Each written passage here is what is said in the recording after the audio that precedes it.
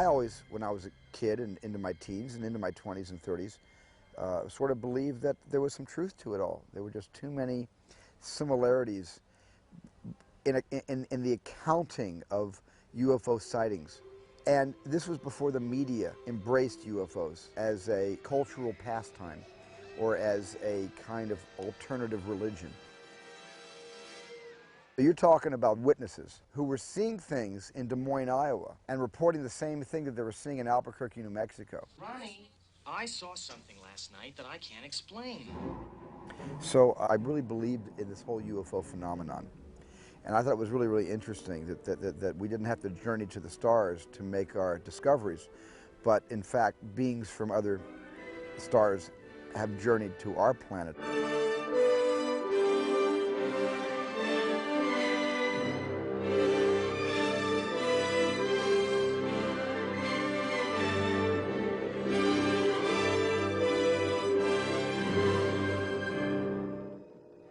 This is nuts.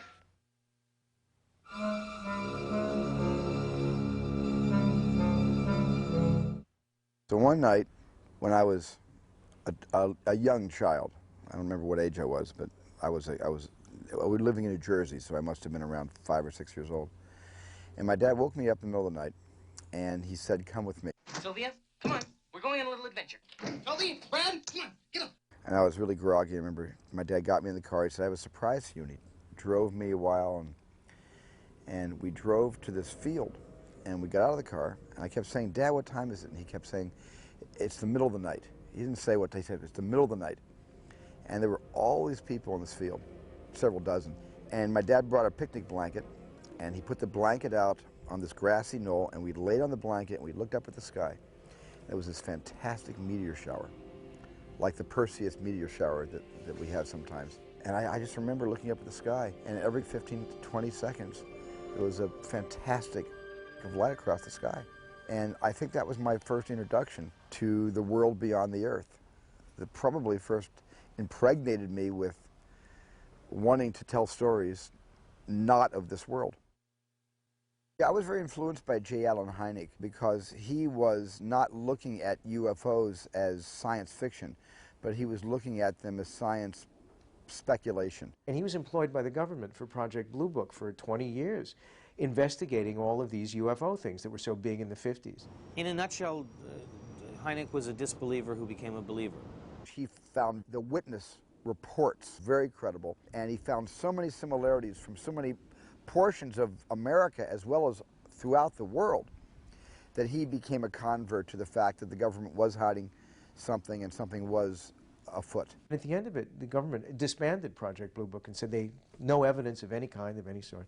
And Dr. Hynek said, who was very much a skeptic and wanted to be a disbeliever because that was the scientific approach, Dr. Hynek said they had several hundred cases of absolutely unexplained UFOs. He didn't say what they were, you know, he wasn't saying they were from outer space, but he said we came across stuff, there was no possible way of debunking some of these things. It was unexplainable. So I met with him, and I used him, and I picked his brain, and he consulted with me. He's even in the movie in a snippet of a scene in the third act. And I owe a lot to his instilling in me a professional's point of view on this kind of field reporting. And he helped me make the movie more credible than it would have been without his existence. The term Close Encounter of the Third Kind is taken from Dr. Alan J. Hynek's book. He's who created the term Close Encounters. Well, a close encounter of the first kind is one is close, but nothing really happened. Close encounter of the first kind is visible contact with a UFO. Forget the shape and forget how fast it's going. It's something that you just can't explain. Close encounters of the second kind are those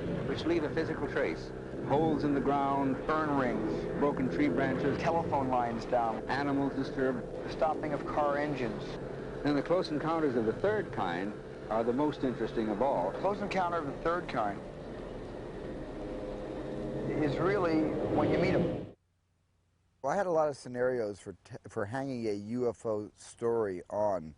I mean, I had a lot of premises, you know, on which to hang the UFO mythology, and one of them, of course, was that it was a story about a police officer.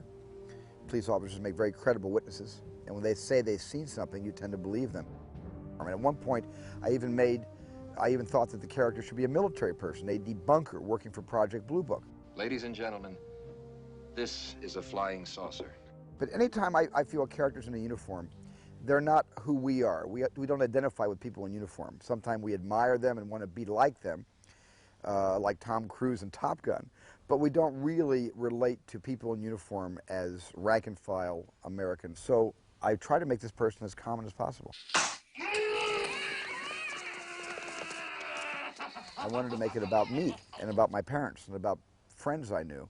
I wanted to make it a very accessible story about the common everyday individual who has a sighting that overturns his life as he once knew it and throws his personal life, throws his family life into complete upheaval as he starts to become more and more obsessed with his experience. Mr. Neary, what did you expect to find? An answer. That's not crazy, is it?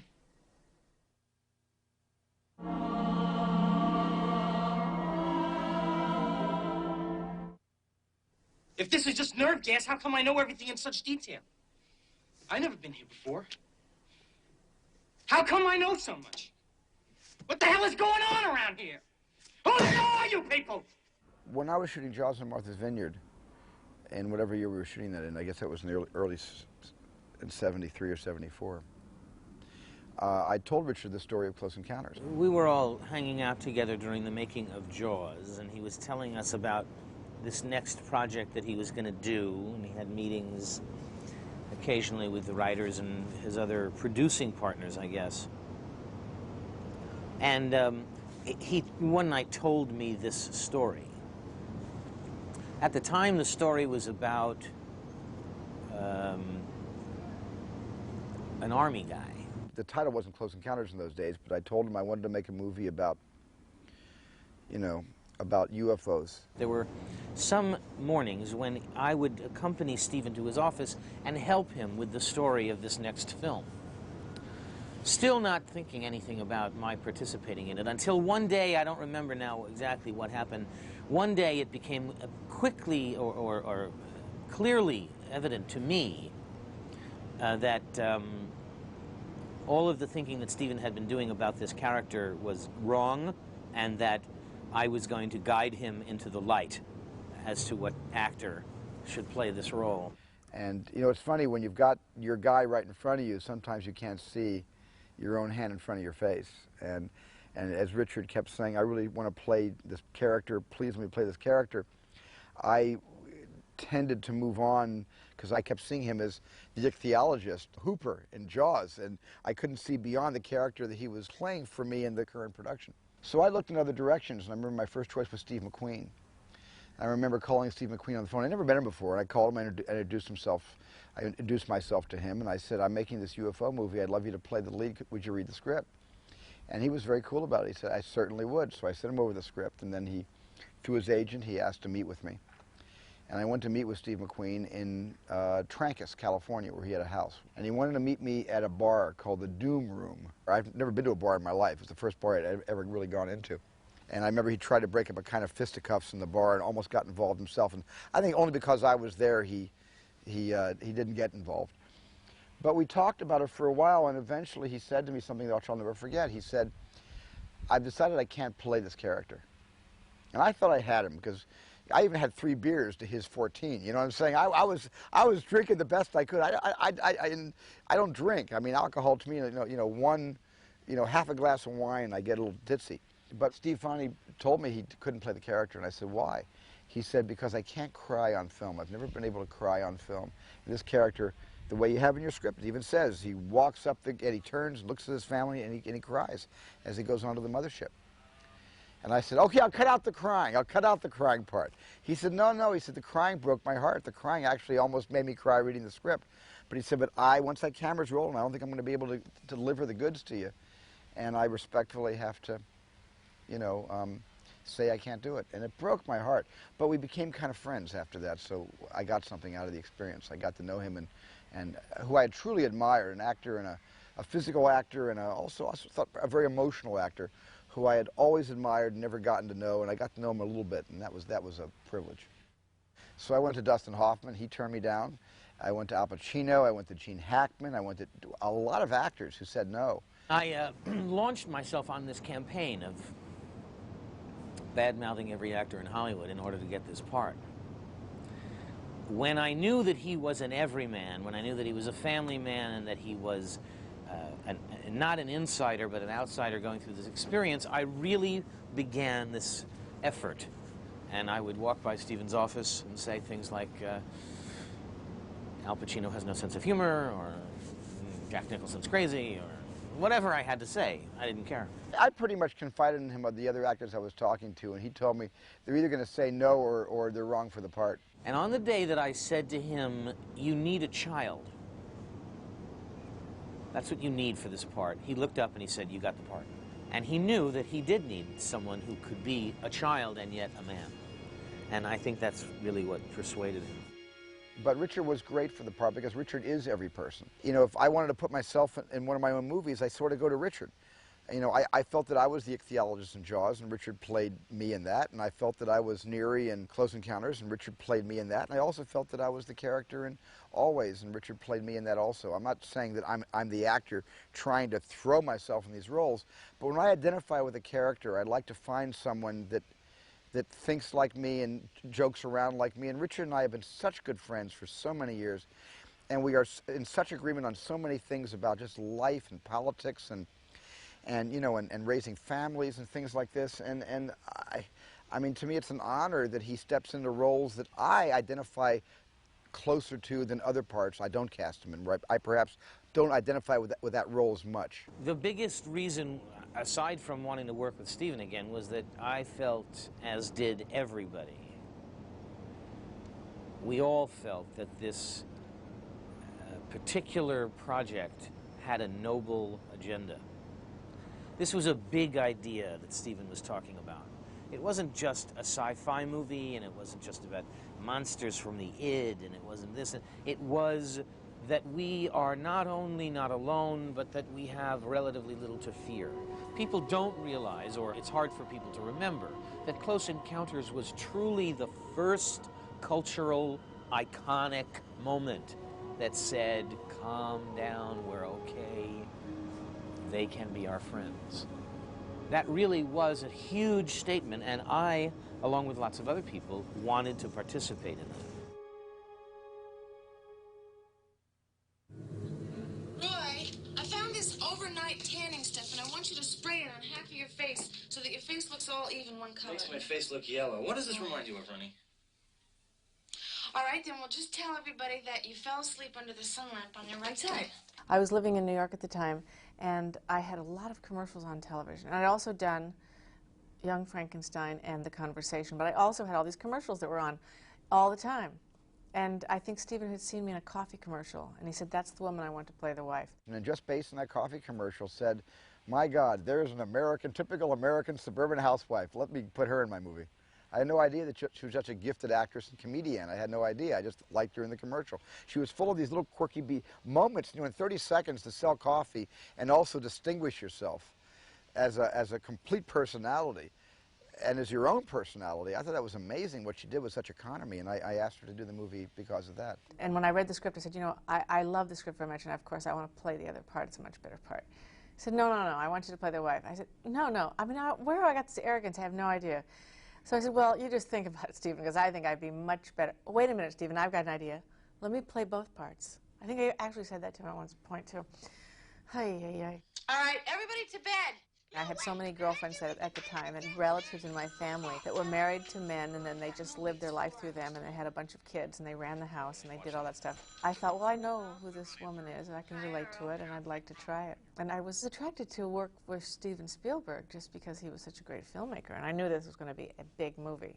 I wrote so many things about this character, and what she did, and where she did all day, and what she thought of the neighbors, and what she wore, and what kind of shoes she wore.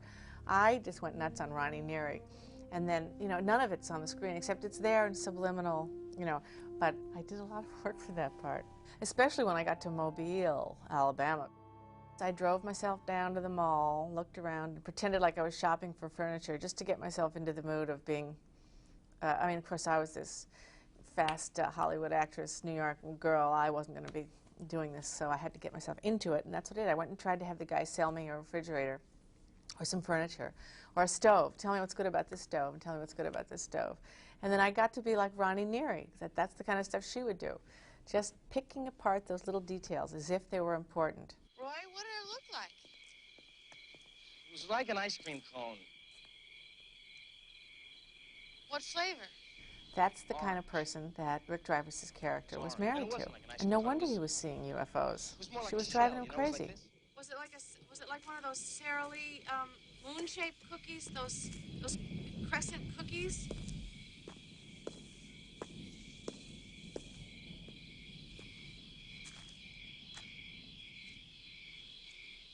Don't you think I'm taking this really well?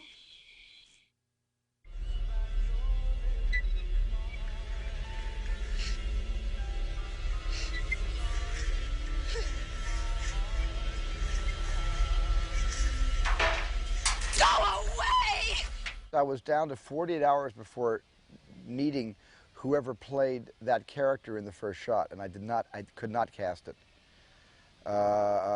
You know, like most of my movies, I offered it to 3 or 4 actresses, and they all turned me down. He had interviewed a lot of people and auditioned a lot of people for Jillian, and couldn't find her, and I guess Hal Ashby, the director, knew that he was doing this, and he just sent over a scene from a film he was editing that we had just made. Out of nowhere, I got a call from Hal Ashby, who said, I've just worked with a remarkable actress named Melinda Dillon, and I'd be happy to send over 2 reels of Bound for Glory in rough cut form. You can look at it and decide. And so he sent these reels over, and I saw them. And I'm talking, this is Thursday, and I'm shooting Monday.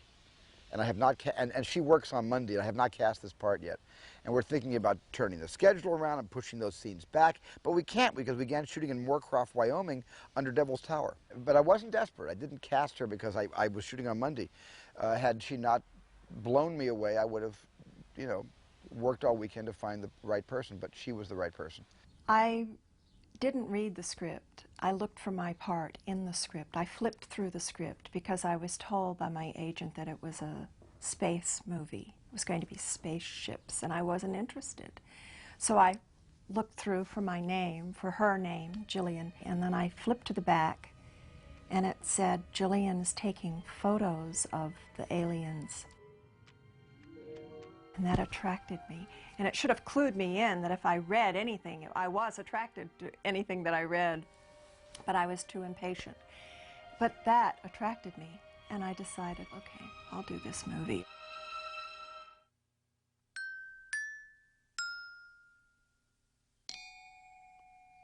When I was cast for Close Encounters, I was 3 years old. We were living outside of Atlanta, Georgia, Douglasville, Georgia, small suburb, about 20 minutes west outside of the city. And I was in a preschool class. And as it happened, Sherry Rhodes, who was the casting director for Close Encounters, had a niece in my kindergarten class, or preschool class, and she came to pick up Jenny, saw me, and said, that's the kid, gotta have him for this. So I fell into it. It was pure luck. I'd never had any acting lessons, never experienced, never did any commercials. Wasn't something my parents had even really thought of. And I remember, and this is probably my first memory, I was at home playing and the telephone rang and my mother answered it. And I remember saying, not the Columbia Pictures. And of course it was Columbia. They were trying to set up the screen test. Stephen had one whole day set aside to finally decide on the child. And it had come down to 2 little boys. It was Zach and there was Cary. And Zach was this little kid who was, I guess, 3 years old, and he had already decided it's his world. He's going to go out there and take it. And he was this rough and tumble. He wouldn't do anything Stephen said, and he wouldn't mind his mother. And I was crazy about him. I really liked Zach. And then Cary was there, and Cary was this. Everyone knows who Cary is now, but he was this wondrous, quiet, soft, attentive, listening child, and he was just so amazing. I remember I was torn between both kids because they were so good. They were equally good, and I had to make a choice. And I was just drawn to Cary. I was drawn to his. I was just something about Cary that I liked, and I gave him the part, and he was wonderful. He was just a great experience to work with. Not a whole lot of people can say that they've been in a movie before they've ever even seen one. About halfway through Close Encounters, my parents said, hey, this kid's never seen a movie before. We kind of need to introduce him to the concept. So I saw my first films. It was a double feature of Bambi and Gus. Is the interpreter with you? I'm not a professional interpreter. My occupation is cartography. I'm a map maker. I got my part in Close Encounters because I got a telephone call from a casting director who said that Steven Spielberg and Julia Phillips and Richard Dreyfuss had asked to see me to play the part of an interpreter, and I had to speak French. And they said, do you speak French? I said, I speak beautiful French. Now, of course, I hadn't spoken French since high school, and I did have a pretty good accent, but I really couldn't speak French at all. So I said to my agent, well, tell them I speak French, I'll learn or something. So I went in for this appointment, and everybody was there, and they said, well, really, basically, you're going to be an interpreter, so you're going to have to say whatever they're saying in French, you translate into English, and then you'll translate it into French for whoever plays this part that might be Truffaut, but they didn't know that Francois Truffaut was doing the movie, then they hoped he would. So they said, how's your French? And I said, well, il y avait beaucoup d'années depuis que j'ai parlé français, et si vous me donnez ce boulot, ce sera très difficile pour moi. But nobody in the room spoke French, so they assumed I spoke fluent French and said, great, you have the job. I didn't know he didn't speak French because he says, yes, I speak French. I think it's very important for actors to lie in interviews because it does get you parts, you know. But just don't lie about you can swim when you can't, because that wouldn't be smart. But I mean, it was an innocuous little white lie. He said he spoke fluent French, and he gave me a line of dialogue in French. I was so impressed. And I loved him in Midnight Cowboy and some other things he had done. He'd always played these kind of quirky parts. And yet I wanted him to play against type and to play a cartographer who also speaks French and is inducted into the governmental ranks to be Truffaut's interpreter. I also saw a kind of kinship between Truffaut and Balaban. And when I put Balaban's picture on my little casting board next to Truffaut's, they almost looked like French partners and soulmates. Il s'agit d'un petit groupe de gens. This is a small group of people qui ont eu la même vision en même temps. who have shared a vision in common. Look. My main reason for casting Francois, and it was a pipe dream. Everybody has their wish list. You know, you put the impossible dream at the top of the list and you work your way down to the more practical choices. And he was in the very top of my list. But mainly because I had seen him in Wild Child. And I felt he was such a tremendous human presence in that film. He just radiated so much compassion. And I felt that rather than putting the face of government on this movie, the face of bureaucracy on the characters that were on the government side, I wanted to put the image of government on all the vehicles and all the bureaucracy. But I wanted the face that led the way to be extremely charitable and kind and optimistic. And Truffaut came into my mind like a snap of a finger. And I remember calling him and getting him on the phone in Paris. And through his assistant who spoke English, he interpreted for us. I asked him if he would read my script that I had written myself. And he was impressed the fact that I had written the script myself and I was going to direct it because he's written so many of his own scripts. And he said, yes, please send it to me, which was in English, by the way. And I sent him the script.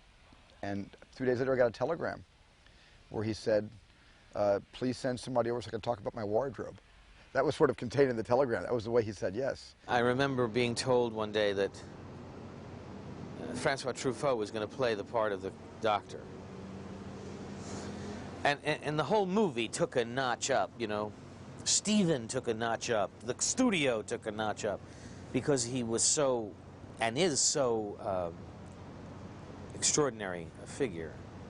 It said something amazing and reconfirming about our attitude of what Close Encounters was all about. If Close Encounters just a science fiction movie, Francois Truffaut never would have done that. But he also recognized the noble ambition of that film. That's why he said yes. I think that Francois Truffaut, for the mass market audience in the United States, was not well known because French films in French have never had an easy time of it, and they're always art films, basically. But the large number of people who did know who he was were in awe of him, basically, as was everybody on the movie. I mean, Richard certainly was, Dreyfuss, and I know when they all met him, they all would come to me and say, you know, like, we're scared, you know, what's happening? I said, he's really nice, guys, you know, don't be afraid. He doesn't speak English, so he's going to seem kind of stern and nervous, but it's just because he doesn't speak, but he really likes you all. And I was kind of like translating back and forth. He only thought and breathed and lived about films, Truffaut, and so that's everything that he talked about, the behavior on the set, what producers should and should not say to crew members, what this should happen, what that should. I mean, he had everything down in terms of movies, who did what. I know Francois Truffaut went up to Stephen in the beginning of the movie and made it very clear. He said, you know, I'm here to be an actor in this movie. I'm not a director. You just tell me what to do, sir, and I'll do anything you say. And it was completely like that during the movie. He loved the idea of working for Stephen. He was so happy to be there because he had made Jaws, and this was such a great, energetic movie, and he had such great things to say about everybody. And he was completely in love with the cinema and filmmaking. He's just completely soaked in it. That's what his life was all about. I remember I was in a when I was a dancer, in a very, very obscure movie called Red Line 7000. And I was telling him about it. He says, I know the movie. It was Howard Hawks' last movie. It had James Caan. It had so-and-so. It had so. He knew everybody in it. I was a singing waitress in it. I know the scene that you are in. It has a girl doing the fake French. It had He knew everything. He was steeped in it up to his eyeballs. I said, you know, don't you ever sleep, or do you just watch TV and movies all the time? I think that's what he did. Francois Truffaut was already famous for his admiration of children, and I was no exception. I remember him being very affectionate, just very kind and very loving. Some of the grown-ups on the set were frightened of him because of his stature, basically, but to kids, he was like, you know, children have that ability to just look at somebody and tell if they're friendly and if they're kid-friendly, and they knew right away, and he was like the Pied Piper.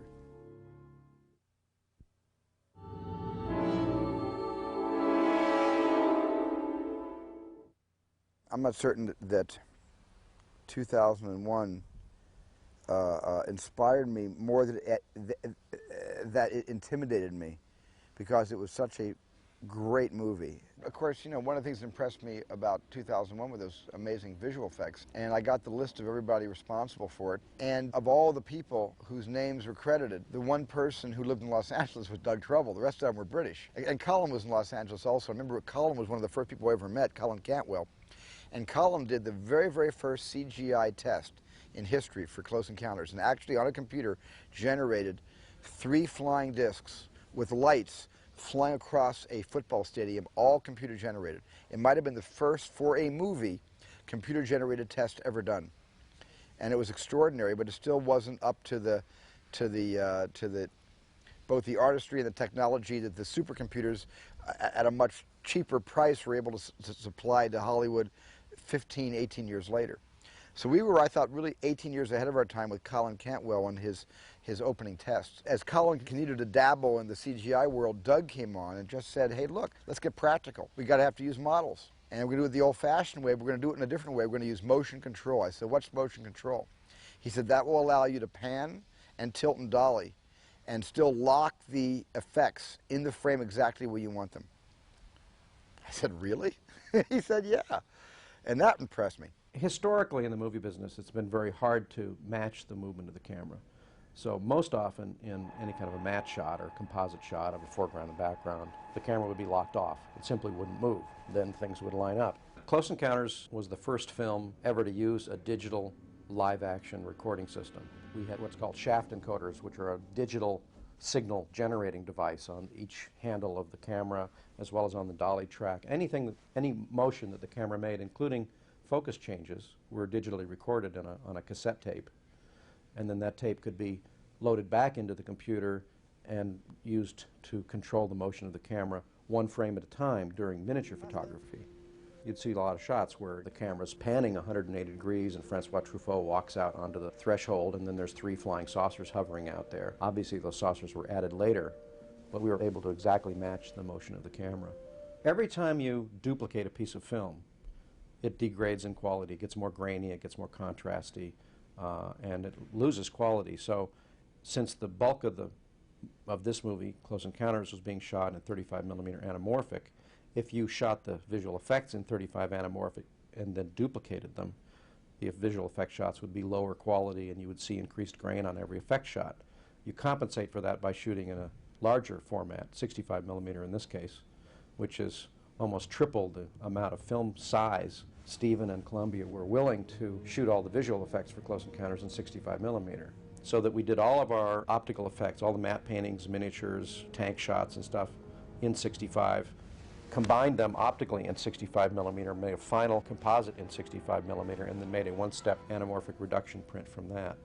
It was a marvelous relationship actually between Doug and myself and Stephen. Many effects we didn't know how we were going to do. That's why we needed so many tests to shoot. And certain things worked, certain things didn't work. Things sometimes are so complicated that, you know, everything had to be sketched out.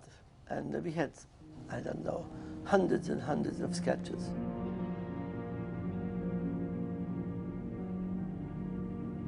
I was looking for a really super fine illustrator. So I called Dale Hennessy, who was a production designer.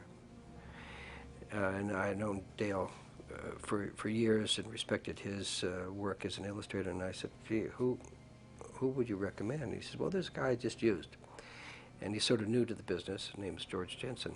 George is, not only does he draw beautifully, he thinks in detail and has great story. And so he contributed so much. Did a tremendous amount of storyboards. And just sketch after sketch. And Stephen, when Stephen started to approve certain concepts, then George ended up doing them in color, which is sort of unusual. But trying to create that sort of light effect that Stephen was interested in. So the color really helped to contribute to which direction we were going to in the mothership and lighting the sets, and it was just invaluable. It was almost to the day that Jaws was released that they put me on Close Encounters. And it was just a small picture, and Stephen went to start looking for this strange bit of topography, you know, this pinnacle or whatever it was. So I started driving through the Badlands and the Devil's Tower, which was pretty amazing because I could see it off in the distance for like 25 miles. This actually, I believe, was the first national monument, but I had really never heard of it. And then I came back with photographs, and Stephen immediately said Devil's Tower was, you know, hands down the best visual look.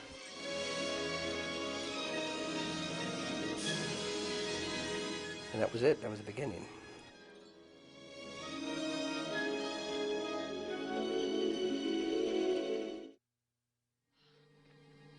You see that? Oh, yes. Good. Is it on? Okay, check the speaker system. In my imagination, they had made this tremendous stadium on the other side of Devil's Tower. And I wanted the stadium to be like 1,000 feet long, maybe 1,500 feet long, and maybe even longer than that. Like it was almost like a runway for UFOs. And I kind of spitballed the entire ending of the movie based on the Joe Alves design of the base of operations or the landing zone. I wasn't looking to build the biggest set of all time. I just remember thinking, we can't shoot outside because if it rains, we're messed up. We can't shoot in the rain. So I began looking for the biggest indoor enclosure. Looked all over the world. We found one up in Tillamook, Oregon, and we all flew up there. And this thing was 300 feet wide and 900 feet long and about 90 feet high. And it would have worked fine, except Georgia Pacific had occupied a section of it, and it wasn't going to work in conjunction with their activity too well. In other words, they'd be having saws going while we were trying to shoot. And there were a lot of huge indoor enclosures where they built rocket ships and they built big 747s, but nothing that didn't have center dividers, spoiling that big openness. The only place in the world that was big enough for the set that did not have center dividers was on this disused Air Force base in Mobile, Alabama, where they used to make World War II blimps, dirigibles. Finally, someone came up with this place in Mobile, Alabama, which was 300 by 300. And it was fine. It wasn't big enough, but the doors opened up all the way, so we could extend it. We had to extend the back section of the set by building a huge scaffold, and the scaffold was about 8 stories high, and then we made this incredible large black background thing, which took like 4 months to make. And that was really the ideal place for us because it was big, and Joe could build his set there, and it looked really like the real location, actually. It was amazingly beautifully built. We had Devil's Tower, and we had an encampment there. We had sort of like a trailer city. So all these units would have to be in sort of module, movable kind of pods. And that's the design we came up with. They weren't actually modeled after anything, but we talked to Houston people and said, what would you do if an alien ship would arrive? And what kind of equipment would you have? So we built these various modules, and we were able to rent a lot of equipment that went inside these little pods. We have a translation airlock on their audio signal. We're taking over this conversation now. We were trying to come up with a visual image of musical notes. And we had talked about a large TV screen, but I was trying to work on a design that would take notes and colors and integrate them. So I made this big sort of rectangle, and we had like hundreds and hundreds of wires that went from the scoreboard, so to speak, to a piano. And then we had somebody off stage just playing these colors. And John came up with these brilliant notes.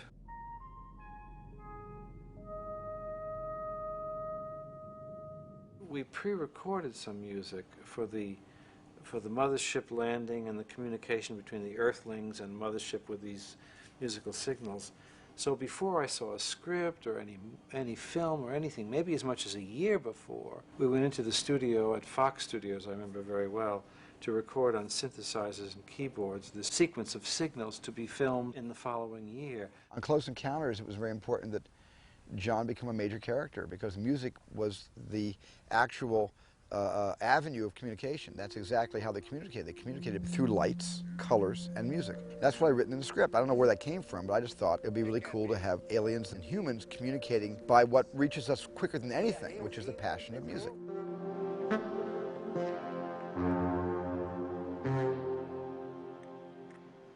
Stephen kept saying it must be 5 notes. And I remember saying to him that if I could make it 7 notes or 8 notes. And I somehow felt that 7 notes would have been too much of a melody. But 5 notes somehow, just intuitively, I felt 5 notes is more of a hello, 7 notes is more of a hello. You know, I didn't want a song or an opera, I just wanted a greeting. To write a melody for 5 notes seemed harder to me than if I could have 7, 8, or 9 notes. I could do better, I thought, said I to Stephen. And he said, no, it shouldn't even be a melody. It should be more like somebody pushes a doorbell, like Avon calling, you know, ding dong. It's not a melody. It's not even a phrase. It's just musical intervals. And so John went through dozens, if not hundreds, of permutations trying to find the 5 notes that pleased us. I thought we'd exhausted everything, maybe 300 examples of the 5-note variations within the scale. And Stephen said, no, there must be more. I will call a mathematician friend, ask him how many 5-note combinations within the 12-note scale that we have can be created. How many 5 within 12? So the chap rang us back an hour or so later, and he said approximately 134,000 something or other. I mean, we had barely begun to explore what could be done with 5 notes. So finally, in exasperation, we chose the little da da da da, the one that we have, which is one on my list. I put a circle around it. The next day we come back and I play some more. He said, play me the one with the circle. We go back to that thing. And we kept coming back. Finally said, well, I guess that's it. You know, must be the best we can have. Now, of course, it's very familiar, which gives me pleasure because in the beginning it was as remote as all of the other 300 examples of 5 notes.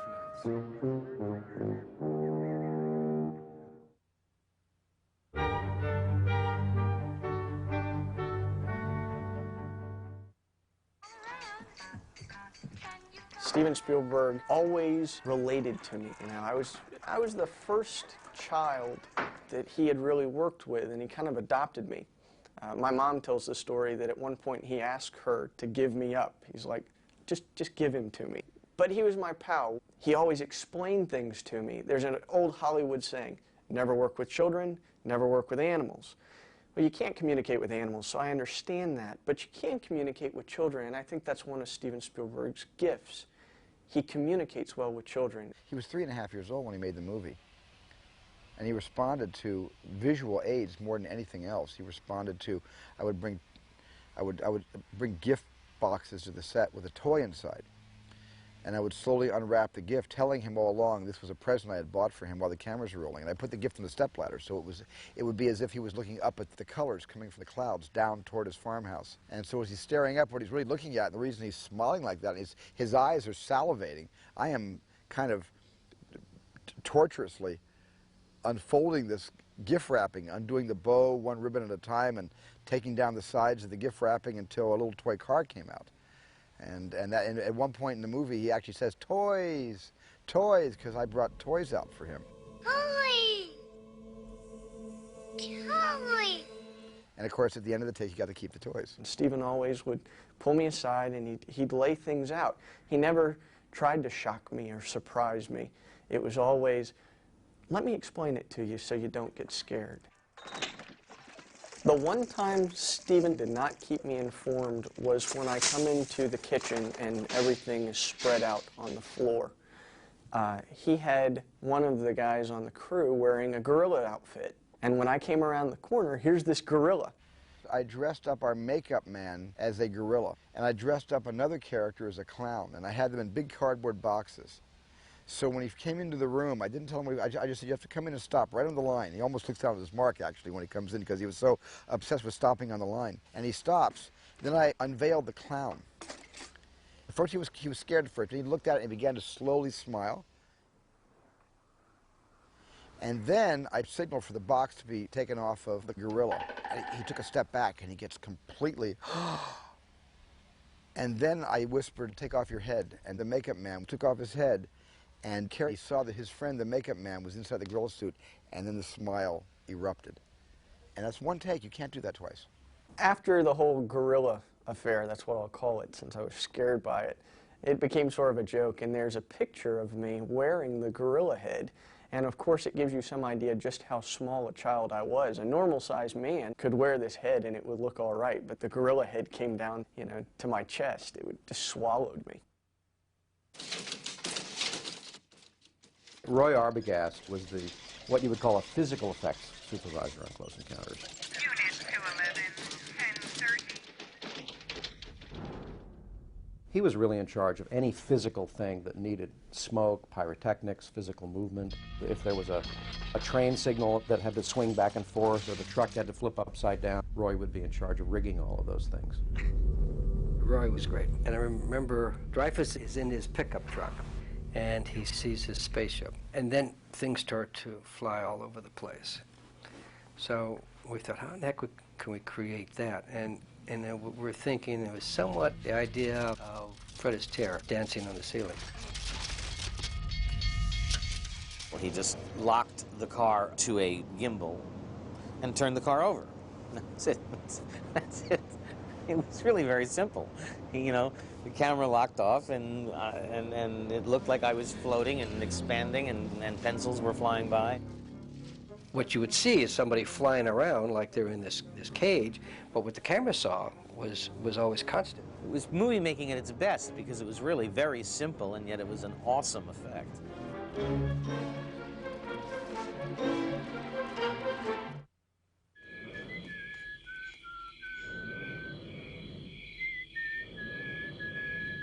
We had to build the road because we needed to have total light control. Fortunately, there was another hangar next door to this hangar that we had. So we built a road, and we could open the doors so the person could drive through the set at 45, 50 miles an hour.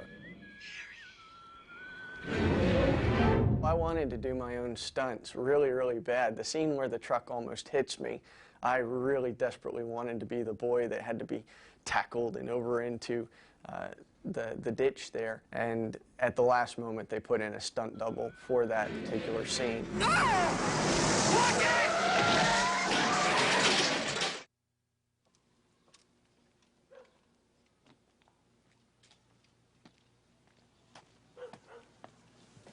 Dad, Mom's dinner's ready.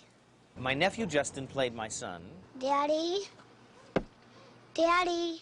That was a lot of fun and taught me a lot because I was, in a sense, a bad parent. I don't believe parents should let their kids do such things as act in movies, and I encouraged it with Justin, and as soon as it happened, I thought this was a mistake for him and for us. He had a ball. He had a great time. But I didn't know whether I was his uncle or whether I was his boss or whether I was his colleague, and it was confusing for me. Dad, after this, can we throw dirt in my window? I loved working with those three kids. We did some improvising with them, and I remember the little girl, we did the scene around the table eating dinner, and he was piling up the mashed potatoes, and one of the lines I had to say was, come on, everyone, eat your dinner. I said, come on, sweetheart, eat your mashed potatoes. I can't, there's a dead fly in it. She said that. So Stephen left it in. I hate these potatoes. There's a dead fly in my potatoes. The package for Julie Anderson. The fake tower that Dreyfuss built. You can just leave it at the door. We wanted something that was really imposing. So I built that at the hangar, and we took it out to location, and we couldn't get it in the house because it was too big. So I had to cut it, start cutting it, slicing it, and moving it in, and then reconstructing it. Fortunately, it was out of styrofoam and stuff and clay, so. But it was, it's like building a boat in the basement that, it was one of those kind of things.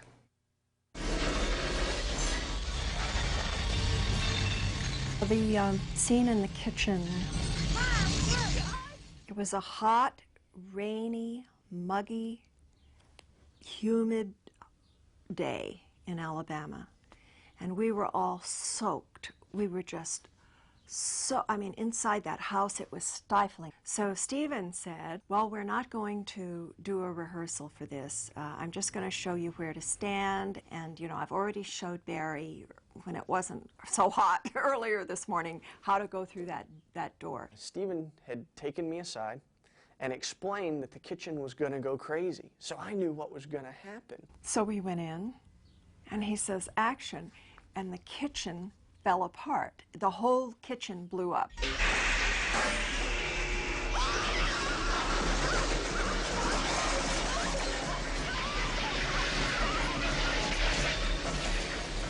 The knives, that's what scared me so much. There were knives, and they were flying all over the room, and I was petrified. I started screaming. I was so scared that the baby was going to get hit with this stuff. When she was holding me and we're doing the scene and the kitchen's going crazy and the vacuum cleaner, everything's just crazy, and she's hysterical, I'm thinking to myself, well, Steven Spielberg probably didn't pull Melinda aside and tell her what's going on, so this is really funny to me. I remember thinking, maybe I should tell her that it's all just a joke.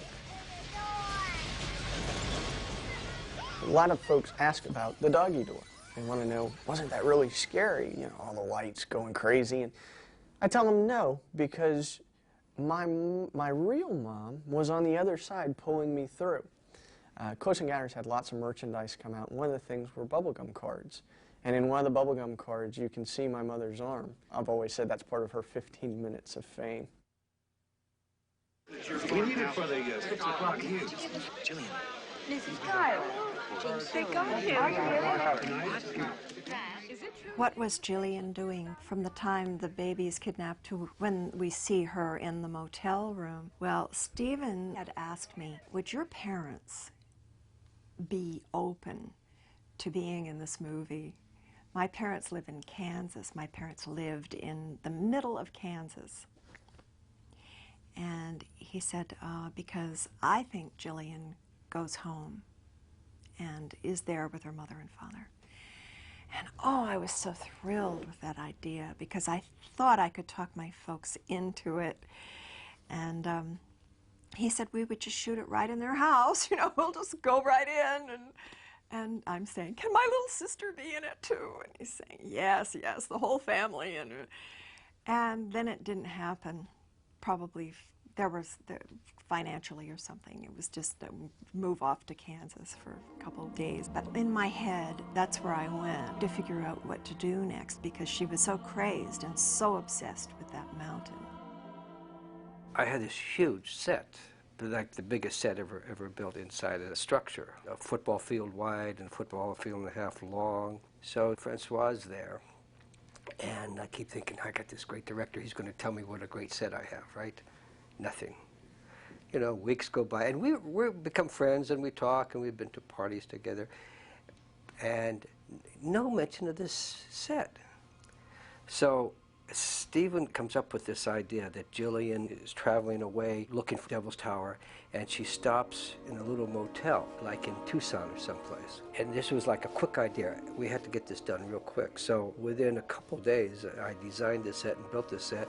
It was like something I would do for television. And Francois walks in and he says, "Now this is a set." Because of the way his movies, he makes these small, you know, French movies, and this was sort of like a real sort of personal kind of set, you know. And the other one was just beyond his thinking.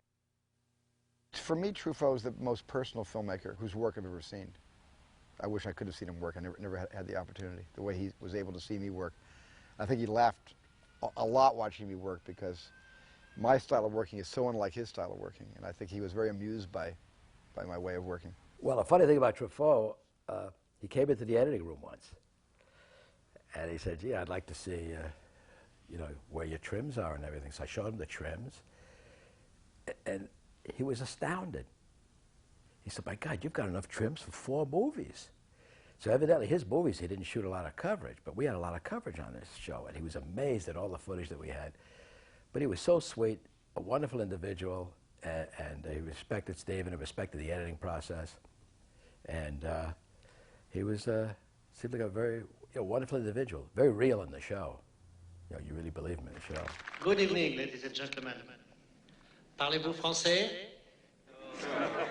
Well, I beg your pardon, but my English is not good too. Francois Truffaut really did not want to be laughed at when he spoke English, so he would practice, and, you know, I tried to give him whatever little pointers I could give him, but it made him nervous, as it would. You know, he didn't want to appear to be a fool. I think that's really why he didn't like speaking English. He probably could a little bit more, but people made fun of him when he did. So one day he had the line, "They belong here more than we." And he practiced, and he practiced, and he practiced, and he said, "They belong here more than we."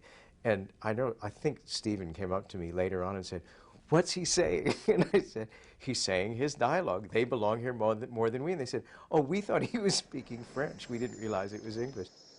They belong here more than we. He said that over and over again. They belong here more than we. It was very cute, though. He was trying to speak English. And he wasn't happy about not being able to master it, but it's okay. He could speak. I mean, he could communicate. They actually thought that Francois had been saying, "They belong here, Mozambique," is what they thought he was saying. And they had T-shirts made up. "They belong here, Mozambique," were made up and people wore them, which I must say Truffaut thought it was funny. He was very jolly about the whole thing. Truffaut had a line in the end of the movie. He had to say, "Einstein was right." Now, they weren't shooting this particular thing for 5 or 6 months in the future, but we talked about it in the beginning, and he was very worried about it, and he said, "It's kind of a strange line to say, and I don't know that my character would say it, and is it a joke? Is it serious? I don't know. I'm kind of worried about it." And he kind of fixated on this thing as the months rolled by.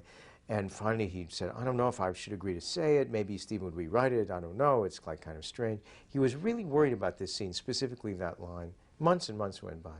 And then I didn't see him that day, and then I saw him at the end of the day at dinner. And he said, "Well, I think I've learned something." I said, "What? You know, tell me." And he said, "Well, you know my line, Einstein was right?" I said, "Yeah." He said, "Well, I've been fixating on this for 6 months. We had the scene today. We did a read-through of it." And Stephen said, "Francois, don't say that line. I'm going to have him say it over there." They haven't even aged. Einstein was right. Einstein was probably one of them. He said, instead of being relieved, all I could think of was, he gave somebody else my line. He said, it's the only thing I could think of during this thing. He said, I think I know what it's like to be an actor now. I think I have a real insight into this thing that actors go through. It had never occurred to him, some of the pluses and minuses of acting, and how you approach a role you know, given the circumstances of having no other obligations. I would imagine that he could probably come away from that experience with an enhanced respect for film acting, and at the same time a degraded respect for film acting.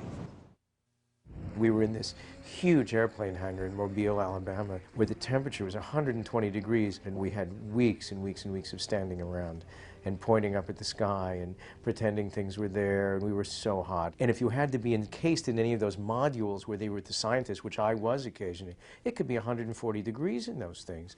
In fact, I'm not sure if it was a rumor, but the hangar was so big and it was so hot around the lights, but it was cooler towards the top. There was a rumor that it could start to rain at any point. The conditions that we worked under ranged from fun to frightening. And part of the shoot was a simple nightmare. We had these incredible storms. I mean, we would have these unbelievable summer storms. I mean, lightning, if you've been in the South, you know what I'm talking about. And I heard this crack of thunder, and I walked deep into the set, and suddenly a little pinhole of light appeared. And then it got bigger, and then it just exploded. In the entire south half of the hangar, while we were shooting, we're looking over there going, look, look, suddenly the hangar blew off. I mean, literally the entire side of this thing, I don't know, 95 feet high, 150 feet wide, just went flying off into the air, exposing us to the elements. And it just blew the set apart, which was pretty sad, and which made us then go into a night orbit where we had to shoot everything at night until we could repair that. Stephen had so many ideas, and he had these ideas of these little cubes, like just little light cubes is what they were, and they preceded the aliens, and they would sort of look around sort of to check things out. And so with these streams of little cubicles that flew around and sort of childlike, you know, played around the cameraman and the various scientific little cubicles and stuff. And they were just these delightful things. It was like square Tinkerbell dust. And so there were cuboid tests photographed, and then there were a few live action shots done where we rigged these little square boxes that were little wireframe boxes with very bright light bulbs inside with plastic scrim on them, and rigged them in wires for what was going to be just some of the coverage and close-ups in that sequence. And even I was photographed as one of the technicians in a little cameo. But none of us could ever figure out how to make that sequence work. It would definitely require today's level of sophistication of computer graphics. It would be easy to do it today. Then it was not possible. Stephen said to me at one point, no matter how high the budget of a movie, you always leave that day wishing you had gotten 3 more shots and wishing you could have fixed one shot or another shot. And at one point at the end, when we were shooting the spaceship with the loud noises, there's a sequence in which a window blows out, a huge sugar glass window. It's like 4 feet by 8 feet. And they weren't going to do it at all, because if you did it once, you had to have like 5 pieces of glass, because you had to do it a number of times, shot from different angles. What if it didn't go well the first time? And I heard this little whispering on the side. And it turned out later on that Stephen said it was so important to him that to have that insert of the glass breaking to signify the power of the sound, that Stephen had gone over and negotiated that he personally was going to pay for those pieces of glass. But it mattered so much to him, and he knew how important it was, and he did use that shot in the movie.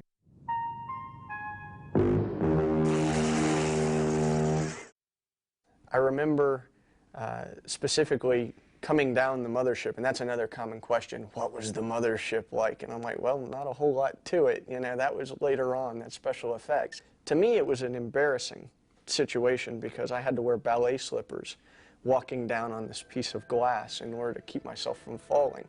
And to a 4-year-old male child, wearing ballet slippers is just, you know, it's not a cool thing to do. For the very last sequence where I've come off of the spaceship and I'm with my mom, Melinda Dillon, and he said, Cary, you need to pretend for me now that you're never going to see your friends again. They're all going away. Are they going away? Yes. Well, I didn't understand that he wanted me to pretend. I'd been on this movie set for like 3 months. I had not seen my childhood friends from home, and I misunderstood him and thought, I'm never going to see all my childhood buddies again. I got very upset. So when we started the scene, I started to cry, which made Melinda Dillon start to cry, which made everybody on the set start to cry. It was a very pure moment. And from the scenes, I earned a nickname, One Take Cary. Because he was so spontaneous, you couldn't have a take two. So most of Cary's shots are take one. Almost all of Cary's stuff in the movie is take one. And Stephen had a shirt made for me that said One Take Cary, because a lot of the things that you see in the film were the first or second take that Steven Spielberg set up for us to do. I had a lot of pre-production time and a good year on the project before we started shooting. So I was sort of messing around with a lot of different concepts, and the alien certainly was one. And I made some sketches, naive little sketches of two little creatures, based on articles that I read on how people saw these little things. I wanted the aliens to look like aliens. I did not want the aliens to look like people in costumes. So my first idea was to get an orangutan and dress the orangutan up in an ET suit and let the ET behave almost simian-like. So we actually got a spandex suit and dressed this orangutan up in this bodysuit and then put this head on. And then I also thought it'd be interesting to put him on roller skates and push him off of a mylar ramp so he'd come down like he's floating. Well, it all went wrong. We had a couple cameras set up for the test. For one thing, the first image was you saw the handler bringing out the orangutan, and then you saw the orangutan running back and jumping into the handler's arms. And it got to be almost like a taffy pull, with the orangutan being shoved out by human hands, and the minute the guy tried to let go, the orangutan would turn and grab onto the hand, and then climb up to the body off camera, and then 4 hands would push the orangutan out. The orangutan would grab onto 2 of those 4 hands and grab back onto a body. They finally got this thing on roller skates by pushing him out. He went like this. First thing he did was he grabbed his head and ripped it off and threw his head away. Then he went roller skating backwards down the ramp, and I realized in about 5 minutes that that wasn't going to work. So Plan B. Plan B was to do marionettes. I was going to marionette 70 aliens and have 70 puppeteers on scaffolding above. There was one test that needed to be directed and shot on the stage of some puppets, and it involved trying to solve what the lighting would be like and how the puppets would move and what frame weight we'd shoot at, etc., etc. So I shot a test of that very lanky, thin puppet that comes out and sort of hovers out and puts his arms up. It was just a wire-hung puppet. But this was before the age of wire removal, digital wire removal, and unless you could light it, so none of those wires showed up, there was no way to get rid of the wires. And I did a test on that, and no matter how they lit it, they'd have to gobo all the wires. We were going to have big arcs. We had almost 80 arcs on that in that dirigible hangar. There was no way you can gobo 60 puppeteers with like 500 strings, and that was just impossible. You could almost project visually how that wouldn't, be workable. So I threw that out, and my last idea was to actually have little girls, because they move differently than little boys, much more gracefully, in costume. And we just tried to reshape the configuration of their bodies a bit so they wouldn't look too human, and that's what it wound up being. And also by backlighting it and letting the camera flirt with the aliens and the aliens flirt with the camera. And Steven decided that when we shot the aliens to really not show them too much. We shot them in silhouettes, and we shot them with a lot of lights, overexposing them. So he just wanted to create shapes and a mystery about them rather than really showing them. We had different pools of the kids who were playing the extraterrestrials, and a lot of them dropped out because they started working months and months before the actual sequence. Susan Heldfond was the movement coach. She was wonderful. She really was a dancer, and she was able to train all of these little girls, there were about 60 or 70 of them, how to move and how to walk, and she did a wonderful job making almost like a dance troupe. The extraterrestrials were supposed to, and this never really worked out, they were supposed to move very, very quickly. Now, they were going to shoot the extraterrestrials at a lower speed so that it would appear that the action was all speeded up. So the extraterrestrials, to accentuate this, they were all supposed to shuffle their feet and move their hands like this and move really jumpy. Then when the film was speeded up, they would be so fast, they would be like flies buzzing around. It would be so exciting. Well, in the meantime, they simultaneously trained a bunch of mimes who were pretending to be technicians, American, from Earth technicians. So the mimes would run over to see the extraterrestrials in slow motion, so that when the camera was sped up, they would get to be correct, and the extraterrestrials who were going like this, fast hands, fast feet, they'd yell, they would get even faster, and it would all be this perfect blend. But of course, you can't really deal with human motion that way. So there's no real way to slow yourself down so that you all speed up correctly. And some were on wires, they flew, they twirled around. It was very complicated. They worked for months and months. They couldn't use any of that stuff.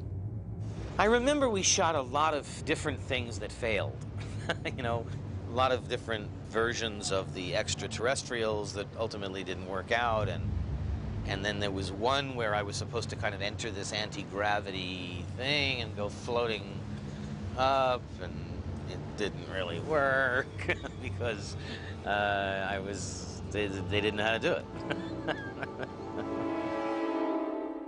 When the little alien comes out at the end, the star alien that we get to actually, or Truffaut gets to actually do the thing to, and they look and they smile, and it's a very sweet scene. They were doing it at that point with one of the young ballet students coming out in their alien costume and doing their best to make the sign and to communicate with Truffaut. But it didn't really look that convincing. I mean, one of the problems I remember was that the rubber hands were just these rubber hands with long fingers. And when it went like this, you could kind of see the rubber crinkling up at the edges, and it was kind of hard to do, and the facial expressions weren't so great. So later on, when the movie was finished, we all came back months and months later on a stage in Los Angeles at Columbia, and we redid it with a wonderful, very articulated puppet that Carlo Rambaldi built that could do millions of things and was probably a forerunner to E.T. in some way, the way he worked, the way he moved, his great facial expressions, so you could really get close and cut back and forth between Truffaut and this great little E.T. that really didn't resemble the other E.T.s at all. It was like barely related to them, but it sure worked well. I wanted to show that because we live on a planet where there's so many different races and colors and cultures on this world, I wanted to show that on the alien world there were also different races. So there was the race of the long, willowy Giacometti aliens, and then there was the race of the short, bulbous head aliens, and there was the race of the very skinny, almost ascetic alien. I wanted to show that, like here, there are different races there.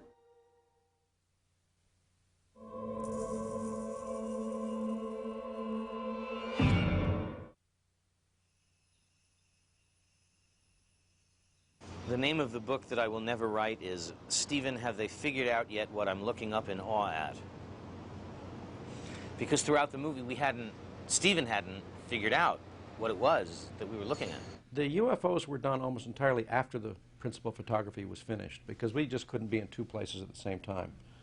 But the preparation for the UFOs was all being built. We were outfitting a warehouse in Marina del Rey. But it really wasn't until after principal photography was finished that we were able to get serious about being there all day, every day, and start shooting these effects. Some of the early tests, which were performed prior to my arrival on the film and sort of during my first few weeks on the film, were trying out flying saucers and motherships and out on location, actually building a physical model, lighting it up, shooting it in smoke and moving it, and trying to take a live-action approach to the effects. And one of the funniest rigs was on the mountaintop set when the flying saucers were to fly over with Rick and Melinda there right on the street. Roy Arbogast had built this huge steel rig with big arc lights on it and par lights and all kinds of bright, vivid lights on this metal rig that was hung from a cable on a crane. And the crane, which was behind the set, had to move this arm over the set. And Rick Dreyfuss and Melinda were all going to duck, when it went over. The trouble was the crane operator couldn't see them because it was on the other side of the set and the crane was reaching way over and it was actually abandoned. So we shot those scenes with a 65mm camera. We had an off-camera arc light that would pass a pool of light past them and they'd all look at, some non-existent thing fly by. And everybody was keeping their fingers crossed because we hadn't shot one working saucer at that time. It was all for post-production. I think at the time when we started, pretty much everybody on the film who had anything to do with design or production design had certainly seen a lot of purported photographs of flying saucers. Everybody knew they were supposed to be a disc, and they were supposed to have a little bubble on the top or whatever. And there was kind of a 50s mindset about what a flying saucer would look like, and that's where we all started. And as soon as you could see that on film, you could see that it was a disappointing effect. Stephen had this idea that the UFOs were trying to kind of emulate things that they saw on Earth to make us happy or make us feel comfortable. And so one of the UFOs we built was golden arches that looked like a McDonald's sign. And it was an ellipsoidal-shaped UFO that was like one of the single arches.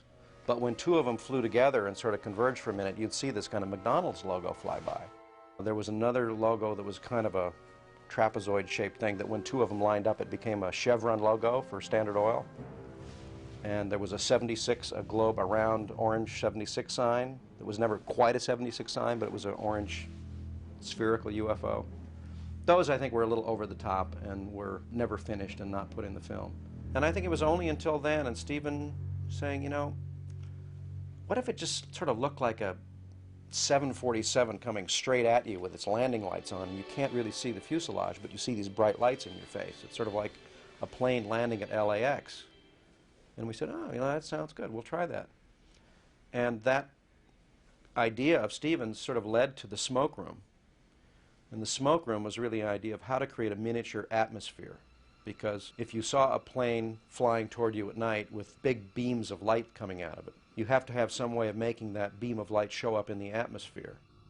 We built this completely black velvet room that was about 60 feet long and about 30 feet across and 20 feet high, with a kind of a closed air conditioning system that would circulate air in the room. And in the air circulation system was a smoke-making machine that would inject smoke into the room. The room was completely surrounded by fans that would circulate the air completely evenly throughout the room. It turned out that the exact shape of the UFO was not very important, just some very simple conical or curved or sort of hamburger-shaped plastic object.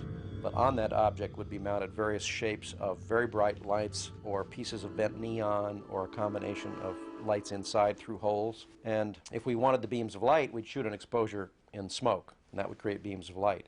But if we wanted a very bright lens flare, which is a different effect of sort of a ring, a halo of light around the UFO that's occurring in the camera lens, we'd shoot that without smoke. So those would be two different exposures. And sometimes a UFO would be made up of 7 different types of exposures at different levels and different colors. But there are other objects in the film that are strange objects, like you'll see a UFO sort of tumbles over the top of the camera. It's an oxygen mask. It's just a rubber oxygen mask. We put a bunch of lights on because it was kind of a weird abstract shape.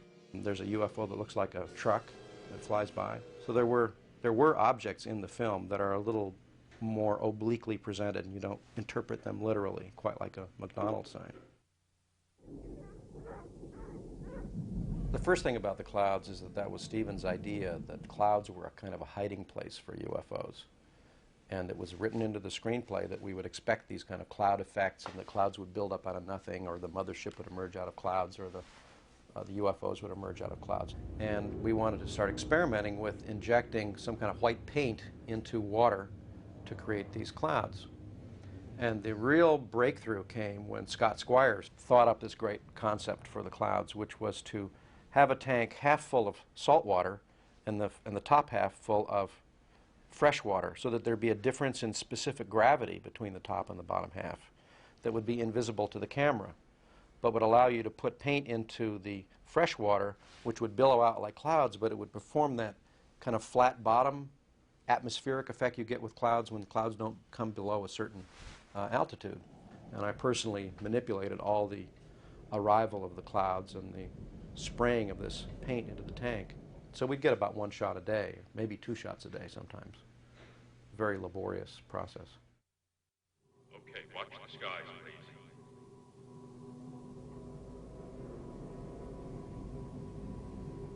Normally, a star field is little white dots on a black background which are photographed on an animation stand. That film would be shot probably on colored negative and be developed, and they'd make it interpositive, and they'd go through different steps, and that would go to the optical department. And those big white dots, they just look like big white dots. They don't look like stars. It's because they're duped and they start getting bigger. They start looking like basketballs. It's very tricky to do a realistic sky background.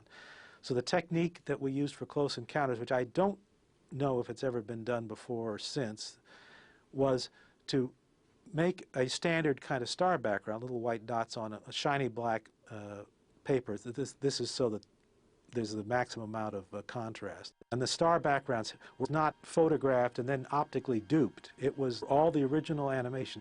And so we would composite a shot in the optical printer of all the different elements of the foreground, the background, expose the matte painting on, expose the UFOs on, and then take that piece of negative before it was developed and put it on the animation stand and put the stars on as an original, unduplicated exposure, sometimes with traveling mats because foreground people had to move in front of the stars. But this allowed very high-quality stars that went right to the final composite negative of the film, which made the stars look much crisper, brighter.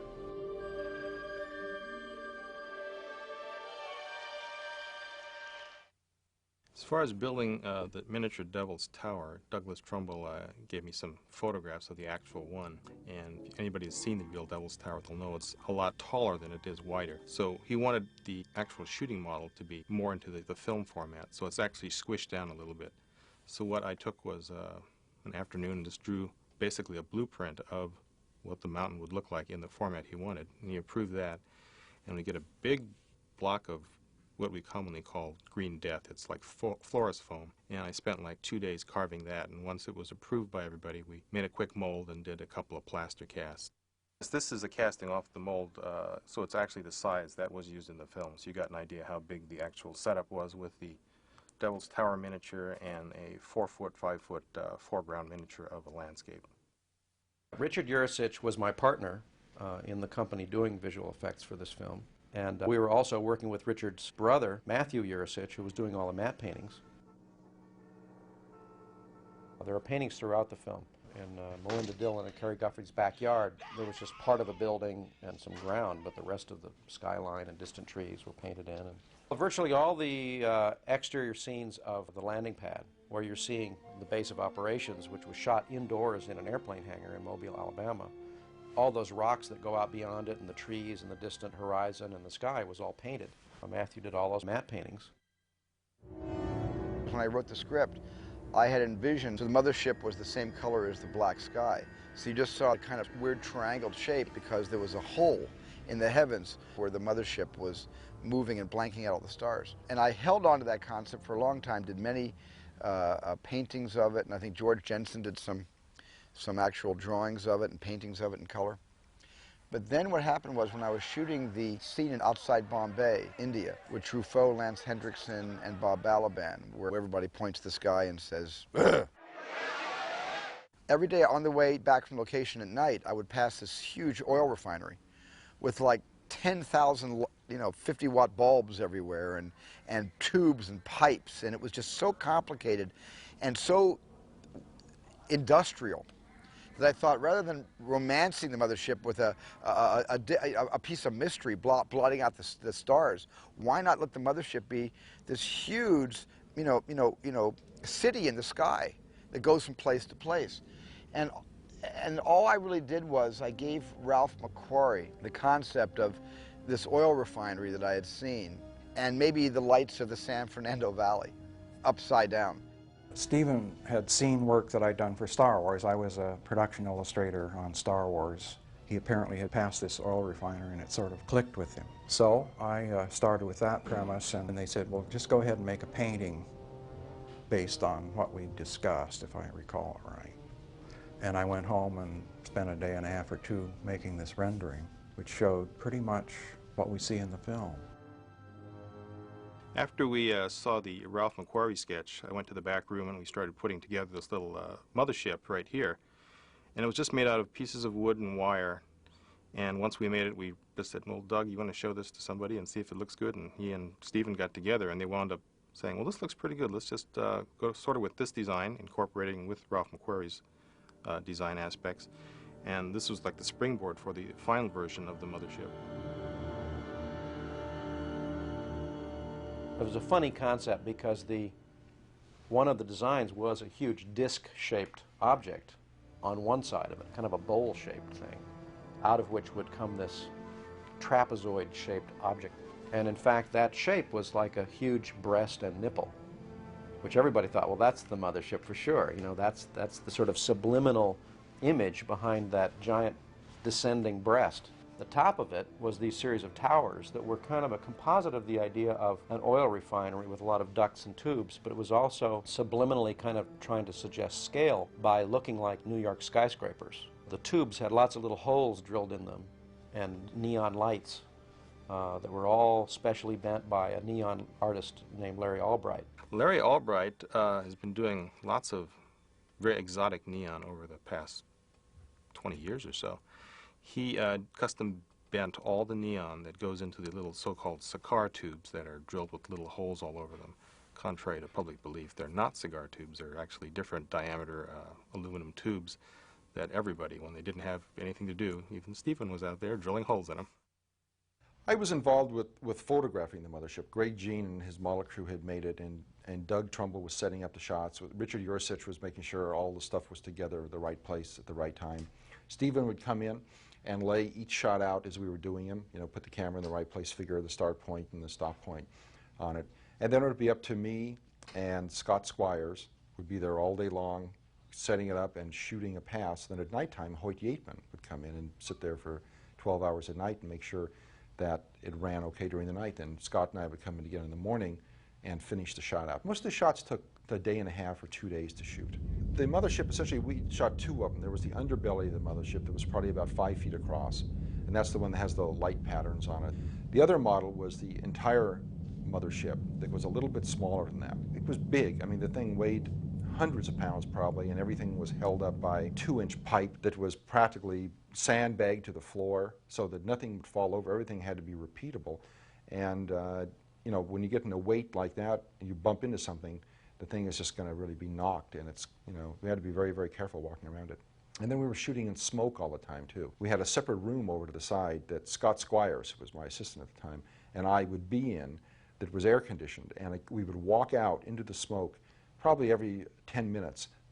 Literally, we could not even see where the camera was sometimes, and we'd walk out to where the camera was, feel our way, and look and see that the smoke level was still consistent, that nothing had burned out in the model, that everything was still moving forward, and then we'd walk back, feel our way back into the little smoke room where we were free of smoke, and wait until we'd go out like 10 minutes later to see how it was doing.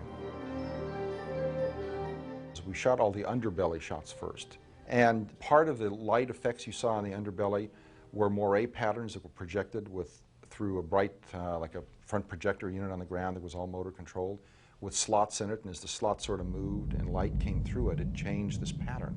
And we would do multiple exposures of that, so we saw this incredible pattern dancing around on the underbelly. And then after that was finished, we shot the rest of the ship where you're sort of back and you're looking at the whole mothership. And it was mainly shot in smoke, so that you could just barely see the shape of it, but you saw the light illuminating from all the different points on it.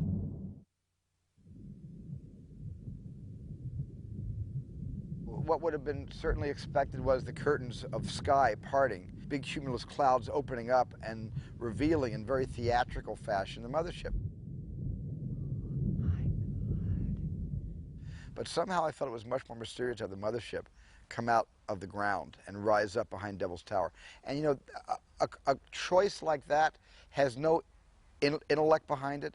It's just an image you get in your brain, and it's agreeable to you, and you say, that's the picture I want to put in the movie. It only falls apart when you start to intellectualize it, because of course it's too big. What did it do, dig a hole in the ground and come out of a hole? Of course not, but it was just an image I had in my mind that I really wanted to get on film, and I really have not spent a lot of time questioning those decisions. By having the mothership rise up from behind Devil's Tower rather than descend from the sky, Devil's Tower was a way of giving you the sense of scale. So when you pull back to a wide shot, you say, oh my God, the mothership is actually bigger than the mountain. That's what told you how big it was. There's a shot in the film that's a tight shot on the mothership when it's rising up, and we were looking for interesting parts for these close-ups that could go, you know, moving by in the frame that might be nice to look at. And we found an angle that looked really good, and as we were dressing it, Greg Jein and I, we thought about, well, why don't we put a little R2-D2 up there, upside down, hanging in there. But not to make it too obvious, we won't light him up, but we'll light the area behind him so you'll see his silhouette.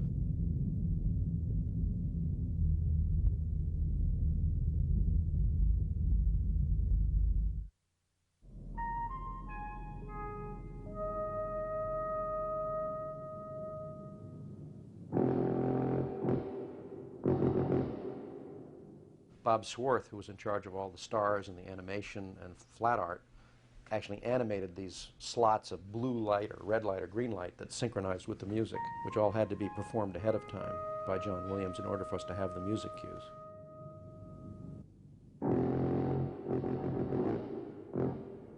I was given a music track that just had the tuba sounds on it, and we just made up a cue sheet of every single sound, and then I worked out the lighting cues on the mothership. I knew what the kind of colors they were using on the light board because I had seen that footage. But as I recall, nobody told me what colors to use for anything. I just did what I felt, you know, would work. And it all sunk up correctly. It was all cut in, worked beautifully. As the sequence was wrapping up, suddenly we found out that Stephen wanted the end credits to be over the mothership. So I got a chance to design some of the shots. And it was really looking for interesting parts of the frame that the mothership might be and how big the ship might be in the frame. Whether it was going to be small up in the corner, whether it was going to be big moving through. I mean, that was really a lot of fun. That was more of the type of work I'd done in Star Wars, where I could sort of design shots and we could use them in the film. And the room we had was too small to actually get the camera back very far, even with the widest angle lens. So we got one of those convex mirrors and sort of put it in one corner of the room and looked into that at the mothership. So it made the mothership look like it was 150 feet away instead of like 30 feet away because it was reflected in this dome. So we managed to get a couple of shots that way. So we had to do a lot of stuff like that. And it was hard, again, because this thing weighed 100 or 200 pounds. The camera gear alone had to weigh 100 pounds. The tracks that the cameras were on weighed at least 100 or 200 pounds. It was very hard to move any of the gear around. And that's one of the things that I don't miss about the old special effects was the weight and the difficulty in moving things around. Now that we do most of the stuff computer generated, the stuff doesn't weigh anything. So it's, and you can put the camera wherever you want.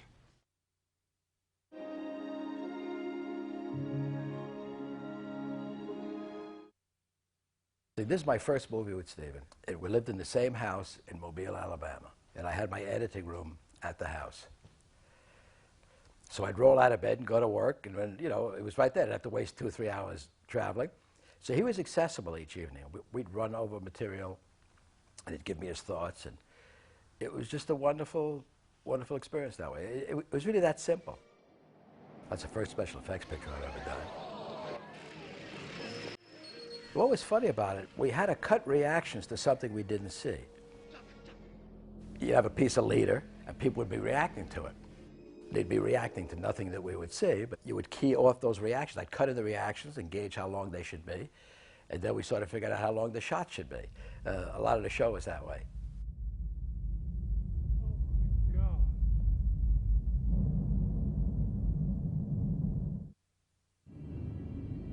The problem we had with the whole last scene with the ETs, we had all this footage. I mean, thousands of, I wouldn't doubt if we had over 100,000 feet. And we took the rolls and laid it out in the carpet throughout the whole apartment. We had rows and rows of dailies that we've never seen. And what we started doing, we started running every roll. Very patiently, we took notes on every roll of dailies. And then off those copious notes, Steve would say, look, I like this shot, I like that shot, try to do it in this order, try to see what you can do to build it.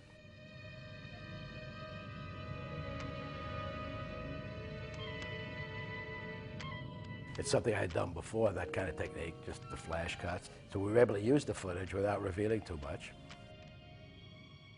But it was weird about the show. We got so paranoid after a while. We'd run outside and we'd see a cloud. And we'd say, gee, let's get this picture done before the mothership comes down. You started really believing this stuff. You know, the whole film was cut together. And when I looked at the cut, I realized that I was about 5, 6 scenes too short. Not the movie was too short, but there were scenes that just didn't give me the you know, enough mystery, enough, you know, wow. There was just not enough wow in the beginning. And said to Mike Kahn, Mike, I've underwritten the screenplay. I got to write 6 more scenes. I went ahead, wrote 6 more scenes, got Bill Fraker to photograph them for me. We went out and we shot them. Écoutez-moi, je veux le numéro de fabrication de tous ces moteurs. Mr. Lacombe wants the numbers off the engine block. Originally in my first script, I had written that Truffaut's character goes up the Amazon and finds, through thick jungle growth, almost like those kind of crop rings, crop circles. And inside each crop circle is one of those torpedo bombers from Flight 19 that mysteriously disappeared over the Bermuda Triangle right after World War II. And we couldn't afford to do it. It was too much money to go to the Amazon, to go to South America to shoot that whole thing. And I just thought maybe we could just make it cheaper by getting rid of the Amazon but keeping the Flight 19 and doing it out in the California desert with big wind machines kicking up a huge dust storm. Flies crates like these anymore. No one. These planes were reported missing in 1945.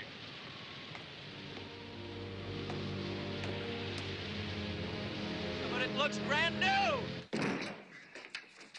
And then I also shot the whole scene, getting the big globe out of the room, rolling it down the hallway, and discovering the coordinates of latitude and longitude.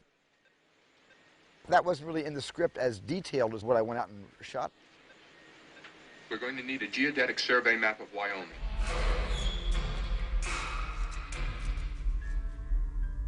We reshot some inserts of the screws coming up.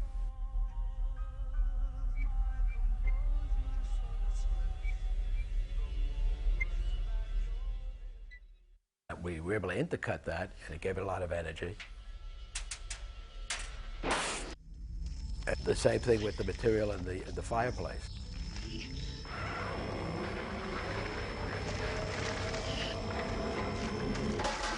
You structure it out, mount it together, see if it works, and make adjustments.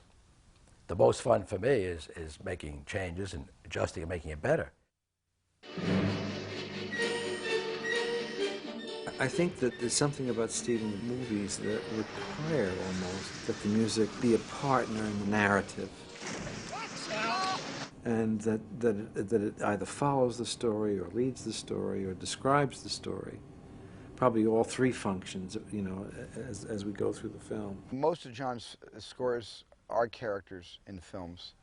He's like, you know, always the seventh or eighth character. In a seven-character movie, he's like the eighth character.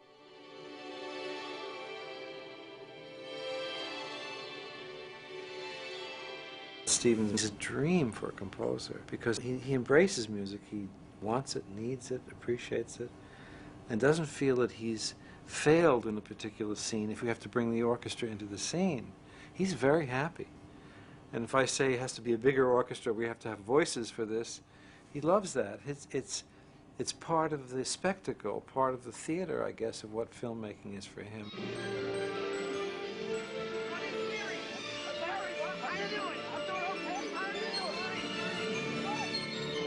But the music of Close Encounters could be divided into two technical groups, if you like. One is a kind of romantic area, one side of it, where the notes are recognizable as notes and have tonal harmonies.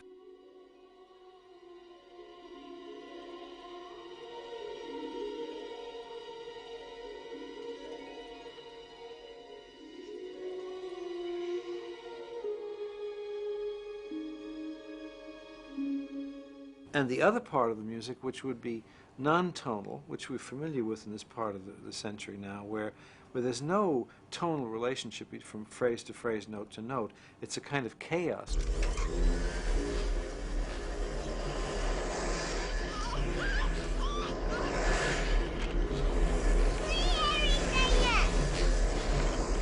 And the film demanded both of those approaches, one on top of the other. One scene very tonal, very literal, very concrete, and the other music totally abstract and disassociated in the way the intervals are connected to each other.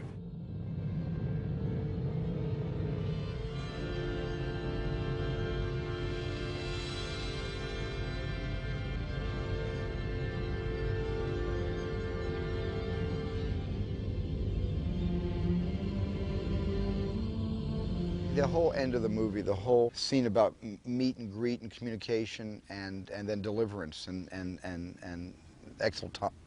exultate, you know.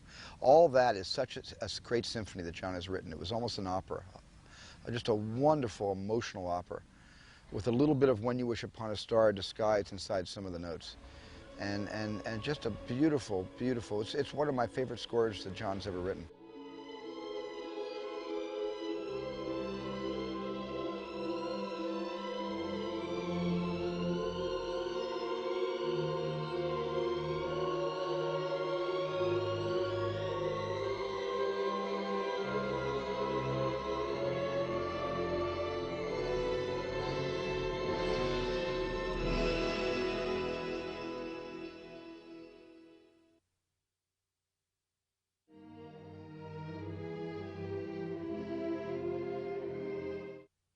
I was trying to get Columbia to let me finish the movie the way I wanted it to be finished, but they were having big financial problems in 1977, and they needed the film to come out during Christmas, and I was hoping to come out the following summer, because I couldn't make Christmas, but they kept insisting, not only must you make Christmas, because our whole company is at stake, we're all counting on this film, you have to make November, so I had no choice. After the film's success, I went back to Columbia a year and a half later. I said, now let me finish the film the way I had always intended to. I want to recut certain scenes, and I want to shoot a few more sequences. And then they said to me, we'll give you the money, it was about $1.5 million to do that for the reissue, if you show the inside of the mothership. Give us something we can hang a campaign on. And so I compromised and had Richard Dreyfuss walking inside the mothership, which I never should have done, because that should have always been kept a mystery, the inside of that ship. Stephen, he wanted to have a way of showing that there were a lot of aliens inside the spaceship. And so we created one shot, which we called the alien wall, and basically we made hundreds of little alien figures that were about 1 inch tall, and these were all mounted on little rods and things, and so they could kind of slowly move back and forth, and we photographed them at different rates of speed, just so you'd get the impression that there were thousands of little figures hovering in there.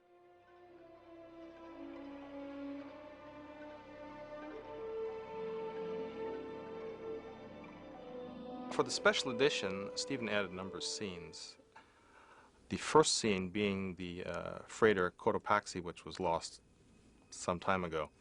The model we actually got did not look like the Cotopaxi, but it was more dramatic looking.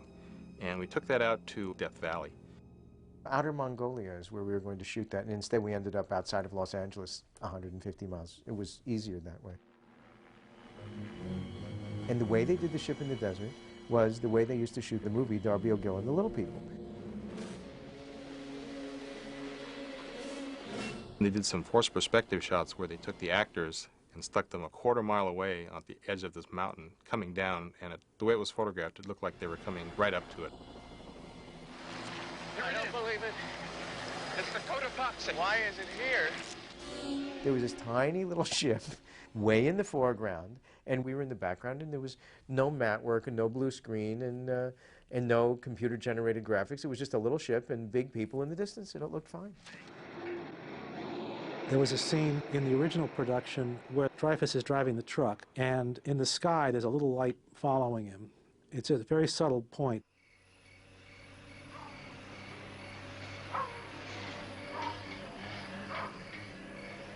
In the special edition, they added that shot where the big shadow goes over the truck.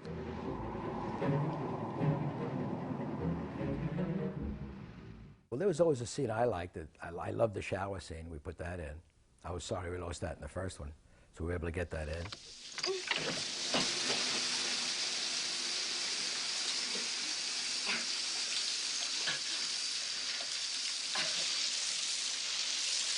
I don't think I know what's happening to me. When we saw Close Encounters of the Third Kind, we wanted more. Now, there is more.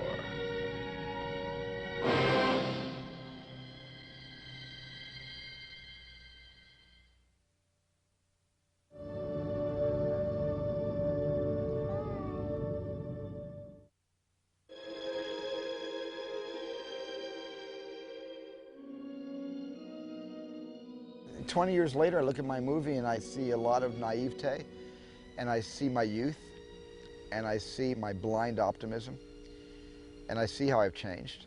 I see how I'm a little less optimistic the older I get, only because I'm dealing with 7 children in a very practical world, with practical decisions, and things that have to be done on time. I'm now a movie producer as well as a director, whereas in 1975 or 76 I was just a director, and I was much more idealistic then. So I look at Close Encounters and I see a very sweet, idealistic odyssey about a man who gives up everything in pursuit of his dreams or his obsession. In 1997, I would never make Close Encounters the way I made it in 1977, because I have a family that I would never leave.